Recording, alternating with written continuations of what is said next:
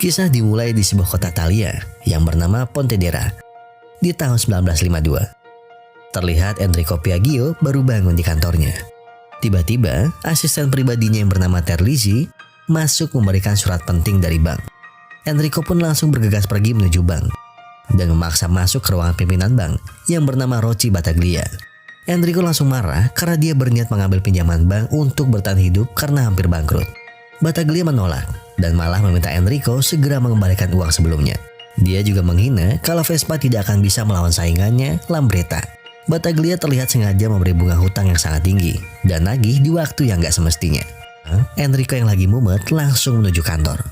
Ketika masuk ke pabrik, dia menerima banyak sekali keluhan pegawai tentang masa depannya karena tidak ada satupun Vespa yang terjual pasca perang di Italia. Dan karena inilah, perusahaan Vespa sedang benar-benar berada di ujung tanduk. Di ruang kerja karyawan wanita, terlihat semuanya sedang sibuk menggosip film Roman Holiday yang sedang booming banget di Italia karena sedang proses syuting di sana. Roman Holiday adalah film modern fairy tale pertama di Italia yang bercerita tentang dua orang Amerika yang terjebak romansa di kota Roma. Tiba-tiba, Enrico masuk ke ruang tersebut. Niatnya cuma mau ngecek kerjaan, tapi dia tertarik dengan koran yang sedang karyawannya bahas.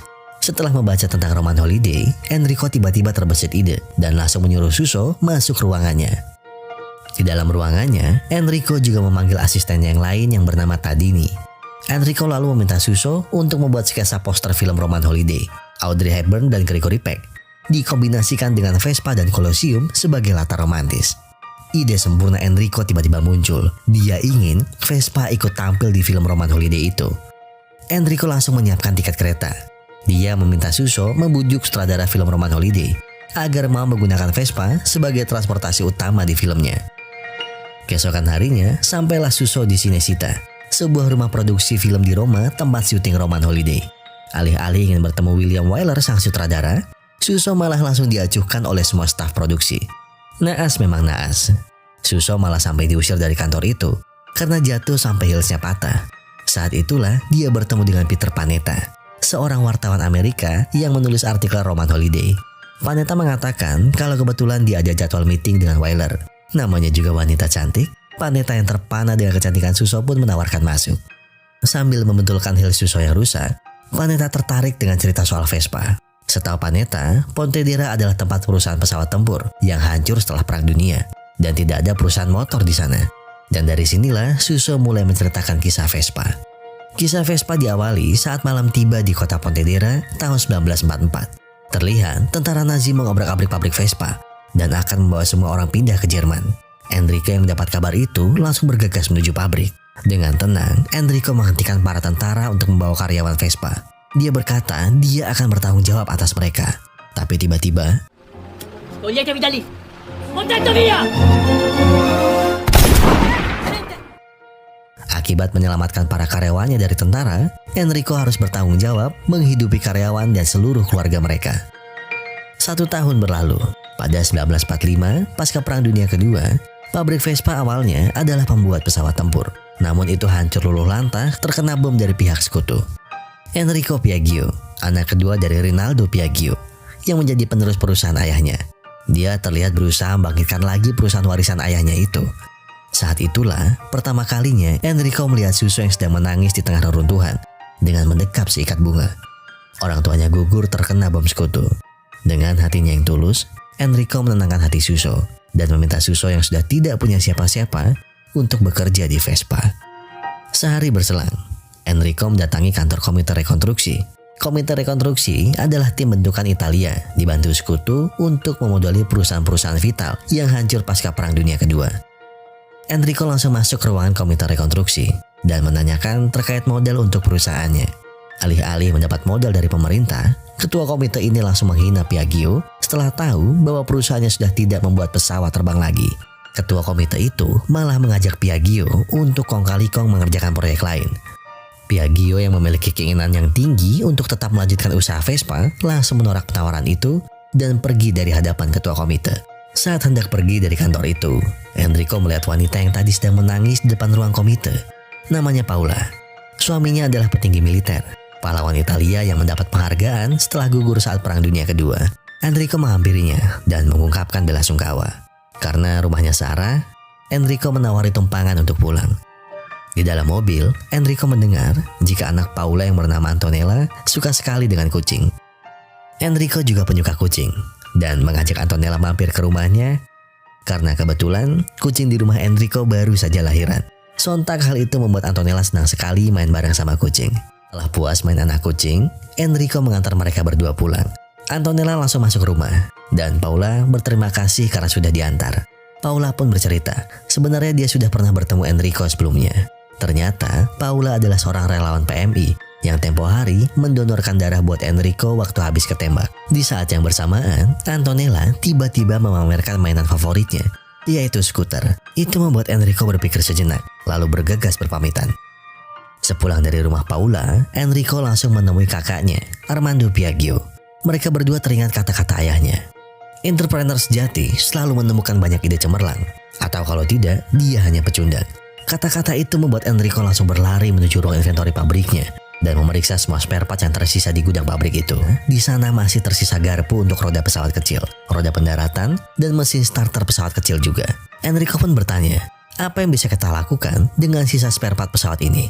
Sang mekanik pun menjawab, tidak bisa dibuat apa-apa kecuali untuk membuat paratroopers. Paratroopers adalah motor yang banyak dibawa para sekutu saat Perang Dunia II di Italia. Tapi tiba-tiba, sebuah ide besar muncul di kepala Enrico. Rapat darurat pun dilakukan. Ia memanggil seluruh engineer dan staf ahli kepercayaannya untuk mempresentasikan idenya. Mempertimbangkan keadaan Italia yang hancur secara ekonomi dan infrastruktur, Enrico ingin ada terobosan besar. Ia ingin membuat segera sebuah alat transportasi yang sederhana dan ekonomis, sehingga semua orang bisa beli. Sebuah motor ikonik yang bisa dirakit dengan sisa-sisa spare part pesawat terbang. Enrico menjelaskan idenya dengan sangat membara, tapi di satu sisi dia paham betul bahwa ia tak memiliki cukup uang untuk membangun mimpinya. Hal itulah yang membuat Enrico berurusan dengan pimpinan Bank Italia yang bernama Battaglia. Suatu hari di Pontedera tahun 1946, Enrico menghabiskan akhir pekannya dengan bermain tenis. Di sanalah Battaglia menawarkan pinjaman bank dengan syarat anti ribet, padahal jumlahnya besar. Alasan Battaglia adalah keluarga Piaggio adalah keluarga yang sangat berjasa bagi kota Pontedera. Ketika lagi asik ngobrol, datanglah wanita bernama Livia, yang ternyata dia adalah mantan Enrico waktu SMA. Pertemuannya dengan Livia berlanjut di malam harinya. Livia datang ke rumah Enrico, alasannya mau reunian. Dasarnya memang cewek gatel, lihat mantannya udah jadi sultan, makin malam makin agresif aja Tante Livia ini. Namun ada satu hal yang tidak disadari Enrico sama sekali. Battaglia sebelumnya sudah mengatur rencana yang matang bareng sama ketua komite rekonstruksi. Mereka sengaja memberikan pinjaman modal yang besar dan berharap Enrico tidak bisa mengembalikan uangnya, sehingga mereka bisa mengambil alih pabrik Vespa itu. Di suatu pagi, akhirnya ide Enrico pun telah jadi. Mekanik itu langsung bawa prototipe Vespa ke depan Enrico untuk diuji coba. Namun tiba-tiba,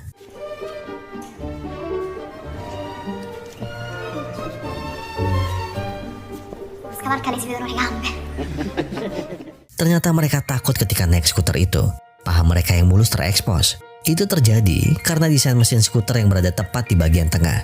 Hal itu sontak membuat Enrico marah besar kepada para insinyurnya. Enrico pun langsung pergi ke Pisa saat itu juga untuk menemui Corradino di Ascanio. Ascanio adalah engineer sekaligus desainer helikopter kenamaan di Italia. Dikira mau konsultasi masalah desain pesawat, Enrico langsung mengeluarkan desain motornya dan menjelaskan masalahnya adalah desain mesin yang ada di tengah. Hal itu membuat wanita tidak bisa naik skuternya. Mendengar kata skuter, Ascanio langsung kepikiran rancangan yang sudah ia bahas dengan produk saingan Enrico. Namun proyek mereka tidak dilanjutkan. Dengan model seperti skuter, bagian tengah memiliki ruang sehingga semua orang, apapun profesinya termasuk wanita, bisa menggunakannya dengan nyaman. Jadi mesinnya akan dipindah di bagian belakang. Melihat rancangan itu, Enrico langsung girang dan meminta Ascanio membantu untuk menyempurnakan desain skuternya. Baru girang sebentar, sorenya si Battaglia sudah datang lagi ke kantor Enrico. Battaglia meminta hutang Enrico segera dibayar karena proyek skuter sampah itu tidak akan berhasil. Battaglia ingin membuat kesepakatan hutang Enrico lunas, tapi Enrico harus memberikan pabrik skuter itu ke Battaglia. Enrico pun tidak terima ide skuternya dihina. Ia langsung bilang akan membayar cicilan hutangnya. Keesokan harinya, Enrico langsung menjual lukisan favoritnya ke kolektor kaya untuk membayar cicilan hutangnya. Keesokan harinya, Ascanio sangat semangat datang ke Enrico dan berkata jika ia sudah hampir menyelesaikan desainnya 100%. Enrico sangat girang dan langsung pergi membawa desainnya ke pabrik untuk segera dibuat prototipenya. Setelah melewati berbulan-bulan proses produksi, akhirnya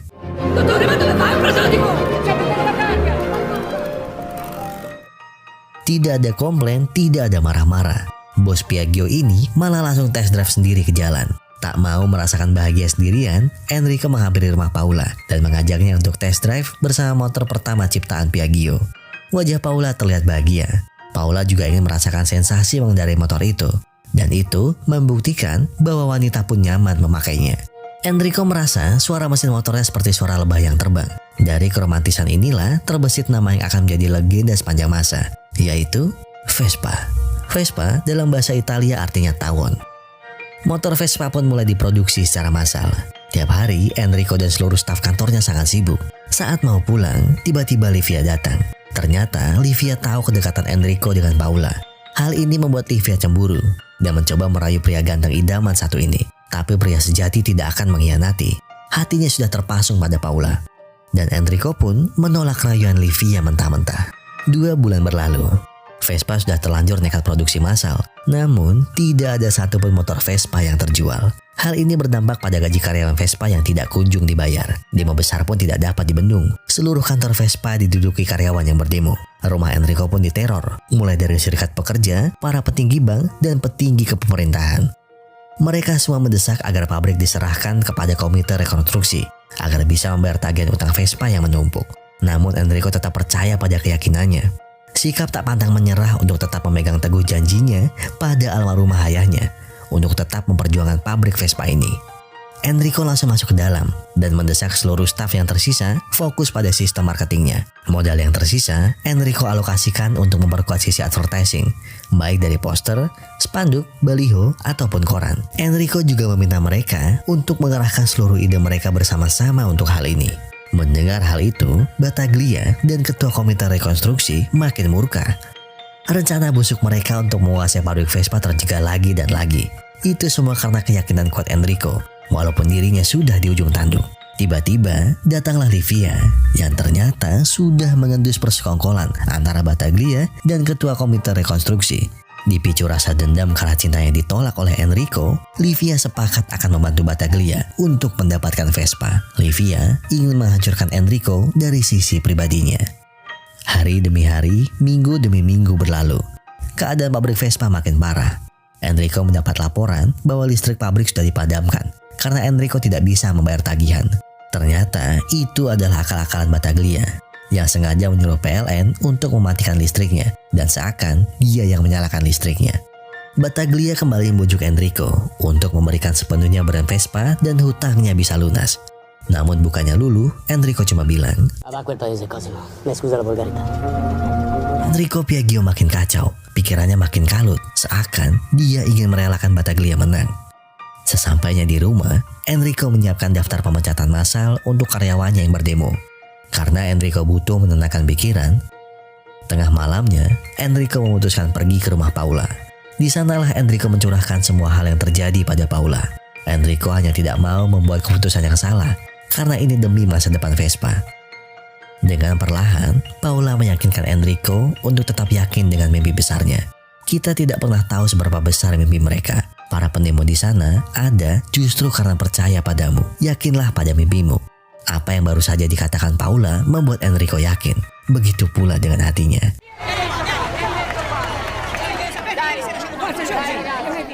Pagi buta, Enrico ditemani Paula datang ke pabrik yang diduduki karyawan. Enrico hadir dan membakar surat pemecatan karyawannya. Dia mengajak para karyawannya memikirkan lagi semua hal yang sudah mereka lewati bersama. Seperti saat Enrico ditembak tentara Nazi untuk menghalangi pabriknya berhenti. Kini Enrico meminta dengan semangat yang sama untuk melampaui badai bersama. Yakinlah pada Vespa bahwa ini adalah mimpi kita bersama. Mulai hari ini, Vespa akan menjual motornya dengan metode kredit. Siapapun bisa membelinya pasca perang. Hal ini akan memutar roda ekonomi sekaligus membuat Vespa bangkit. Mendengar hal itu, seluruh pendemo bertepuk tangan atas ide gila Enrico dan akan mendukung Enrico kembali untuk membesarkan Vespa. Mendapat kabar jika Enrico sudah menyelesaikan masalah pendemo, Battaglia makin ketakutan. Kini saatnya Livia yang beraksi untuk menghancurkan Enrico dari dalam. Dia datang menemui Paula di PMI. Alih-alih memberikan bantuan, dia justru mengenalkan dirinya sebagai mantan Enrico. Livia mempengaruhi Paula agar menjauhi Enrico karena dia adalah playboy cap kadal yang hanya ingin hinggap lalu pergi. Mendengar hal itu, sepulang kerja, Paula marah besar kepada Enrico. Tapi bukan pria sejati namanya jika hanya berjanji. Enrico pun membuktikan cintanya pada Paula, yaitu dengan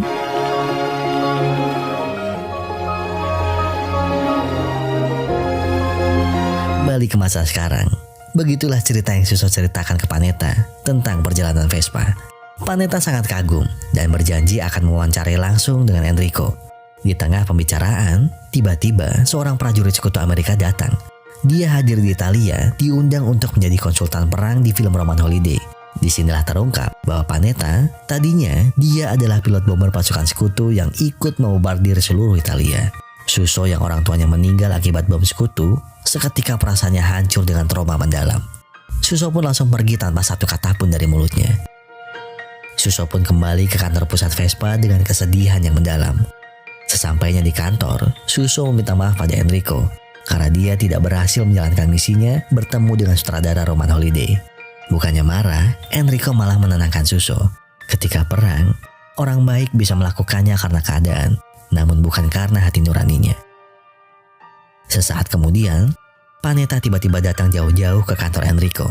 Panetta sangat penasaran dengan cerita Vespa yang bangkit pasca Perang Dunia II, seperti yang diceritakan Suso tempo hari. Dan Panetta berniat membuat cerita itu ke dalam koran. Enrico lalu mengundang Suso kembali untuk melanjutkan ceritanya pada Panetta. Dengan canggung, Suso menceritakan tentang motor kargo inovasi Vespa. Namun tak lama, Suso sudah tidak sanggup untuk pura-pura kuat. Suso pun minta izin untuk pergi menghindari Panetta. Melihat hal itu, sebagai pria sejati kelas Wahid, Enrico pun memberikan tutorial cara menghadapi cewek ngambek. Pertama pegang kepalanya, putar ke arah kamu, taruh tangan di leher, terus banting. Enrico meminta Panetta menyusul Suso dan menjelaskan kesalahpahamannya. Dia pun memberi saran Panetta untuk mengajak Suso jalan-jalan pakai Vespa. Panetta langsung menyusul Suso dan menjelaskan bahwa ia juga kehilangan keluarganya saat perang. Dia terpaksa melakukannya. Senyum Suso pun mulai merekah. Panetta pun membujuk Suso untuk jalan-jalan pakai Vespa. Ketika melihat kemesraan Panetta dan Suso, ide gila Enrico pun muncul. Enrico ingin ada adegan mesra dua artis Hollywood yang bermesraan di film Roman Holiday dengan mengendarai Vespa. Ide itu kemudian bocor ke tangan Battaglia. Entah dari mana Battaglia selalu mendapat bocoran info itu. Malam harinya, Panetta diundang ke kantor Battaglia. Battaglia meminta Panetta menunda penerbitan artikel tentang Vespa beberapa bulan setelah film Roman Holiday. Battaglia tidak mau nama Vespa melejit karena exposure edan-edanan media di momen yang sangat tepat. Karena itu akan merusak rencananya mengambil alih brand Vespa. Battaglia pun menawari cek di mana Panetta bebas menulis nolnya berapa aja. Alih-alih sepakat dengan rencana jahat Battaglia, Panetta justru menceritakan semua akal bulus Battaglia dan merobek cek yang ditawarkan Battaglia tempo hari. Sontak, kejujurannya pun membuat Suso makin percaya pada Panetta. Enrico mulai berpikir bahwa ada orang dalam Vespa yang membocorkan rahasia perusahaan ke Battaglia. Dengan otak briliannya, Enrico ingin tahu siapa orangnya dengan membuat sebuah jebakan. Enrico berpura-pura menulis surat super rahasia yang mengabarkan bahwa dia sakit keras dan hanya 3 orang kepercayaan saja yang diberitahu surat itu. Benar saja, Battaglia langsung mendapatkan informasi sakit keras Enrico. Enrico langsung menuju kantor dan menemui Rally. Rally diminta segera menandatangani surat pemecatan. Rally sangat sedih karena dia adalah salah satu orang yang setia di Vespa sejak zaman ayah Enrico. Namun dia tidak dapat memberi penjelasan dan terpaksa menandatangani suratnya. Keadaan diperparah dengan tingkah Livia yang meninggalkan anting di bangku depan mobil Enrico. Hal itu langsung membuat Paula ngambek karena menganggap Enrico selingkuh dan menganggap ucapan Livia benar. Dan Paula pun meminta bercerai. Kegalauan Enrico memuncak sampai di Ascanio tak sengaja mendengar. Ketika Terlizzi ditanya Ascanio, dia sedang menelpon siapa di jam kerja, Terlizzi bilang telepon ibunya. Kecurigaan itu terpecahkan saat Ascanio meminta data panggilan terakhir.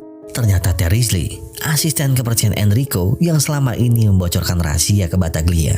Amarah Enrico tak terbendung dan mendatangi Battaglia di kantornya. Enrico membongkar semua kebusukan rencana Battaglia dan ketua komite. Enrico pun langsung mengundang Rally, staf kepercayaan Enrico, untuk kembali bekerja. Sekaligus meminta maaf karena telah menuduhnya. Di saat yang bersamaan, angin segar berhembus untuk perusahaan Vespa. Vespa masuk dalam surat kabar yang ditulis Panetta. tertulis bahwa Vespa adalah kendaraan ideal untuk sebuah simbol keluarga harmonis di Italia. Di saat yang sama, Paula mendatangi Enrico dan langsung memeluknya. Ternyata Suso yang telah meyakinkan Paula bahwa Enrico memang pria baik dan semua itu adalah ulah Livia. Momen pemberitaan ini membawa nama Vespa melambung tinggi. Tapi hasrat Enrico tak berhenti sampai di situ. Dia tetap ingin Vespa ada di film Roman Holiday. Dengan dukungan istrinya, Enrico berangkat untuk menemui sutradara Roman Holiday secara langsung. Ditemani Panetta dan Suso, Enrico tiba di Cinecittà untuk menemui Wyler. Enrico melihat kereta kuda yang akan digunakan untuk syuting. Panetta bercerita bahwa Wyler tertarik dengan Vespa setelah membaca artikelnya. Namun banyak pertimbangan yang harus dihitung. Ide gila Enrico kembali muncul. Enrico memanggil staf wardrobe untuk meminjam kostumnya.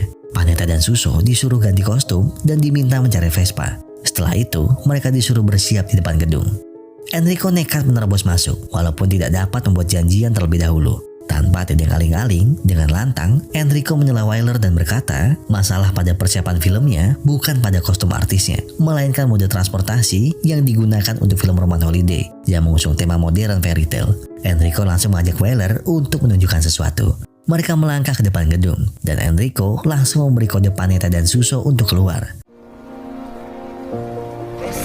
Su una Vespa in giro per Roma. Allora, che dice? Un giornalista. Seakan memperagakan romantisme jalanan sepasang kekasih ala Italia dan melekat untuk warga Italia.